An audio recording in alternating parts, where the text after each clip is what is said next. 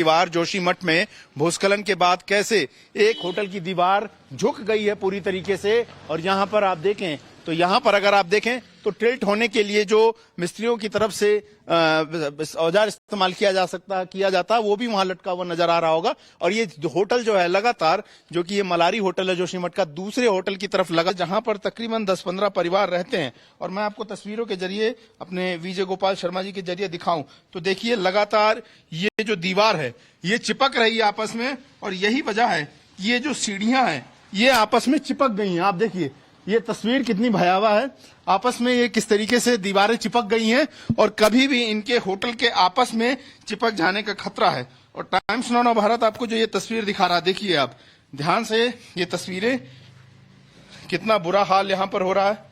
और ये रास्ता इस तरीके से लोगों के आने जाने का रास्ता तो बंद ही हो रहा है, लेकिन लोगों के घरों के भी टूट जाने का खतरा पूरी तरह से बढ़ चुका है। और आगे हम आपको और तस्वीरें दिखाएंगे कि कैसे लोग अपनी जान हथेली पर रहकर अब अपने घरों में रह जरूर रहे हैं, लेकिन अब उन पर धीमे धीमे यहां से विस्थापित होने का खतरा बढ़ता जा रहा है। जमीन धंसने से कई घरों में भी दरार आ गई है। इन घरों में रहने वाले लोग सरकार से मदद की गुहार लगा रहे हैं। गौरव ने पीड़ितों से भी बातचीत की है, सुनिए उनका दर्द। जोशीमठ के इन उजाड़ मकानों में कुछ दिन तक पहले बच्चे खेला करते थे, घर वाले तमाम रहते थे और खुशियां थी, लोग हंस मुस्कुरा रहे थे। लेकिन पिछले 5 दिनों में 6 दिनों में जब यहां दरार आना शुरू हुई, ये देखिए ये दरारें आना शुरू हुई, तो इन घरों को खाली करा दिया गया। और ये श्रृंगार वार्ड है, यहाँ पर तकरीबन 6-7 इस तरह के मकान हैं। करीब 30-40 लोग रहते थे, जिनको अब यहाँ से मकान खाली करा के कैंपों में भेज दिया गया है। लेकिन मनमोहन सिंह रावत और उनका परिवार अपना घर खो देने के गम से अभी भी नहीं निकल पाया है। आप देखें घर के अंदर की तस्वीर हम आपको दिखाएंगे। ये देखिए इस तरह से ये देखिए दरारें पड़ रही हैं और ये ईंट यहाँ से निकलना शुरू हो गई है। मतलब ये पूरी तरह से मकान जो है डैमेज हो चुका है। हाँ, दिखाइए इधर यहाँ पर मनमोहन जी किस तरह से नुकसान पहुंच रहा है। सर ये दीवार बैठ गई और ये पूरा लेंटर नीचे झुक गया सर। ये मकान तिरछा हो गया। देखो हम जैसे खड़े हो तो हमको ऐसा अगर मैं यहाँ पर पैर रखूं अपने दोनों इस तरीके से, तो मैं चाहूं तो संतुलन बनाना, तो मैं अपने बाईं तरफ झुक रहा हूं, यानी कि आगे की तरफ जो है ये पूरी बिल्डिंग जो है झुकी जा रही है। हमने होटल की आपको तस्वीर दिखाई, वो किस तरीके से दूसरे होटल पर झुका जा रहा है। मनमोहन जी कितने दिन हुए आपको और प्रशासन को आप लोगों ने पहले भी कहा होगा, लेकिन तब नहीं सुना। अब जब मकान उजड़ने को आ गए तब आप लोग को विस्थापित कर दिया। हाँ सर, पहले भी प्रशासन ने दिखाया, हमने डीएम साहब का मौका कराया, एसडीएम साहब का मौका कराया और उन्होंने देखा, उन्होंने तुरंत हमको बोला कि कमरा खाली करो तुम।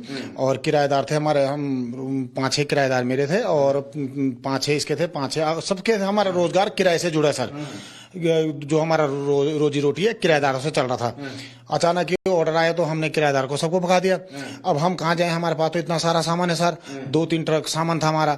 हमको तो मजबूरी में आज जब बिल्कुल ही शासन का वो आ गया, लेटर आ गया, सब आ गया कि तुम खाली करो, तो हमने कल फटाफट रिश्तेदारोों के यहाँ, फिर शासन ने हमको नगर पालिका में कमरे की व्यवस्था कराई और फिर एक हॉल दे रखा उन्होंने। आपकी पत्नी भी, आप इधर आ जाइए 1 मिनट के लिए।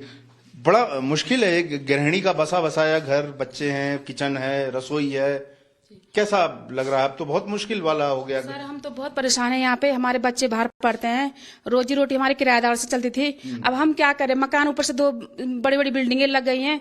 हम सर से गुजारिश करेंगे सरकार से कि बिल्डिंग को हटाया जाए या हमारी सुरक्षा की जाए कहीं पे। हम बेरोजगार हैं हम लोग, हम कहाँ से करेंगे? जो भी कमाए थे हमने लगाए थे इसमें। अब सरकार से हमारी व्यवस्था करें या ये बिल्डिंग हटा दीजिए। गौरव की ये रिपोर्ट आप देख रहे थे। गौरव इस वक्त लाइव हमारे साथ जुड़ भी चुके हैं। गौरव, बहुत मुश्किल है लोगों के लिए, आखिरकार बसी बसाई गृहस्थी लेकर कहां जाएं, कहां पर नया आशियाना बसा ले। लोगों की नाराजगी सरकार को लेकर भी है। जरा तस्वीरें दिखाइए और संभव है तो जरा वहां पर लोगों से बातचीत भी करिए कि हालात कितने बुरे।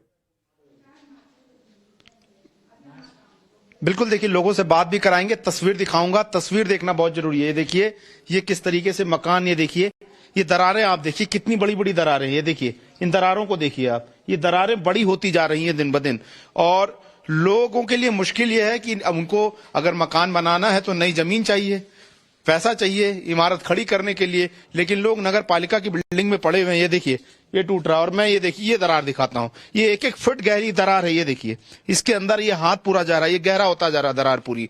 और यहाँ लोग जो है रह रहे हैं वो बीच बीच में आते हैं हिम्मत करके, क्योंकि पुलिस ने कह रखा है कि अब रह नहीं सकते क्योंकि खतरा है, बिल्डिंग कभी भी गिर सकती है दूसरी तरफ। तो लोग बीच बीच में अपनी गृहस्थी का सामान, कोई पंखा ले जा रहा है, कोई बेड निकाल के ले जा रहा है। तमाम महिलाएं यहाँ पर मौजूद हैं, श्रृंगार वार्ड है यहाँ पर, और इन सभी से हम बात करके जानेंगे कि किस तरीके की मजबूरियां और किस तरह की सहायता इन्हें मिल रही है। ये बताएं, क्या नाम है आपका माता जी? हाँ। क्या बताइए, ये हालात कब, कितने दिनों में पैदा हुए? अचानक से तो नहीं हुए होंगे ये, कब से? अच्छा, अचानक ये जब से ये इधर ये दरार है ऊपर से वो हुआ परसों रात, तब परसों ही से वो आए, तब 2 तारीख रात से। क्या वजह लगती है आपको, क्यों हो रहा है ऐसा? अब क्या पता क्यों हो रहा है, अब कुछ टेंडर की वजह से हो रहा है बोल रहे हैं, कुछ बिल्डिंगों की वजह से हो रहा है।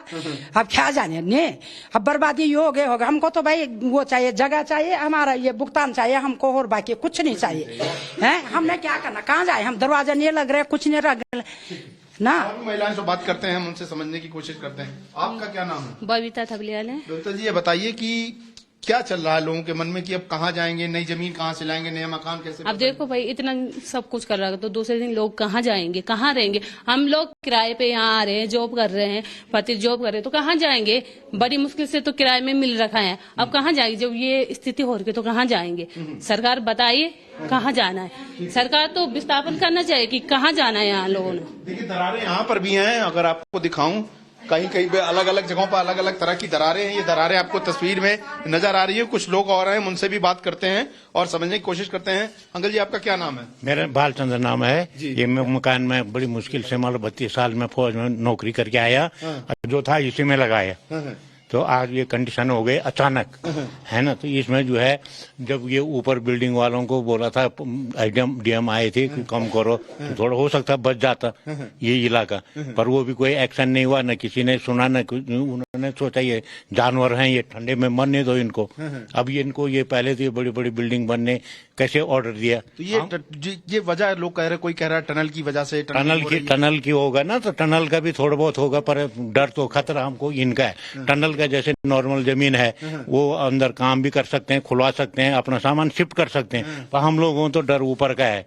वो पता नहीं कब वो हमको दबा देगा यहाँ। हमको तो दिन में भी आना मुश्किल हो रखा है। ठीक है गौरव, मैं आपके पास लौट कर आता हूँ, आप वहाँ पर बने रहिए, लोगों से बातचीत करिए। कि एनिमेशन जरा दर्शकों को दिखाना बहुत जरूरी है कि आखिरकार किस तरीके से हालात जोशीमठ में बुरे हैं, क्यों वहां पर धंसने लगी है, क्या पहाड़ धंसने लगे, पहाड़ के अंदर क्या हालचाल। आप देखिए, ये जोशीमठ का ये पूरा इलाका जो कि ग्लेशियर की मिट्टी पर, ये पूरा जोशीमठ पहाड़ी इलाके में ये बना हुआ है, जो इसकी लोकेशन है जोशीमठ की। और यहाँ पर अचानक से अंदर हलचल होती है, लोगों के अलग अलग आरोप हैं सरकार पर लापरवाही के, प्राकृतिक अतिरिक्त अति दोहन हो रहा है प्रकृति का, पहाड़ों का, संसाधनों का। ये भी लोगों का कहना है।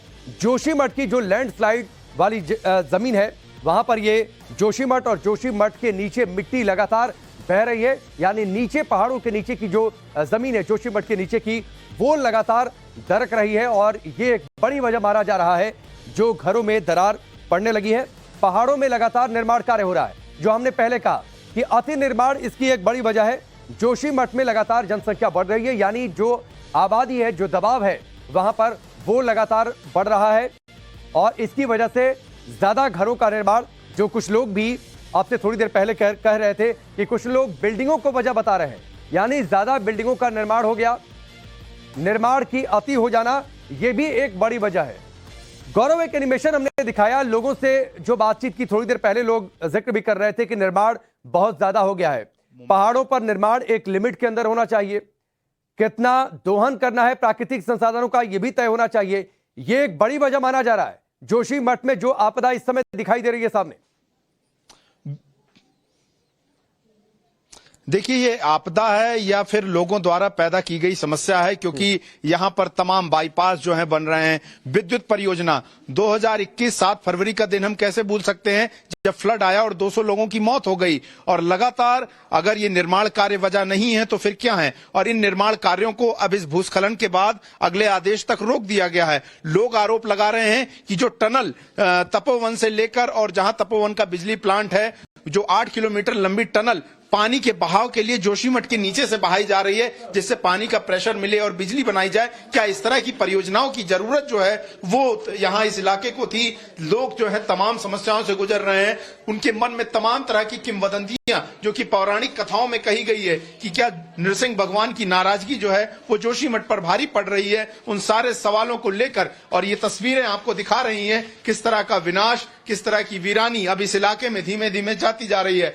43 परिवार शिफ्ट हुए हैं, जिनमें से 38 को सरकारों ने किया है, लेकिन लगातार जो पर्यावरणविद हैं वो यही कह रहे हैं कि लगातार जिस तरह से पानी को रोका गया, वो पानी धीमे धीमे रिसकर जमीन के अंदर जाने लगा और अब वो एक दरकन पैदा कर रहा है। दर्शकों के लिए मैं बता दूं कि जो जोशीमठ का इलाका है भौगोलिक तौर पर, ये सैकड़ों साल पहले दरअसल एक ग्लेशियर था। ठीक है गौरव, चलिए फिलहाल आपका बहुत बहुत शुक्रिया, वक्त इतना ही है। गौरव ने तस्वीरें दिखाई किस तरीके से घरों में दरारें पड़ने लगी हैं, लोगों को घर बार छोड़कर शेल्टर होम में शिफ्ट होना पड़ा है।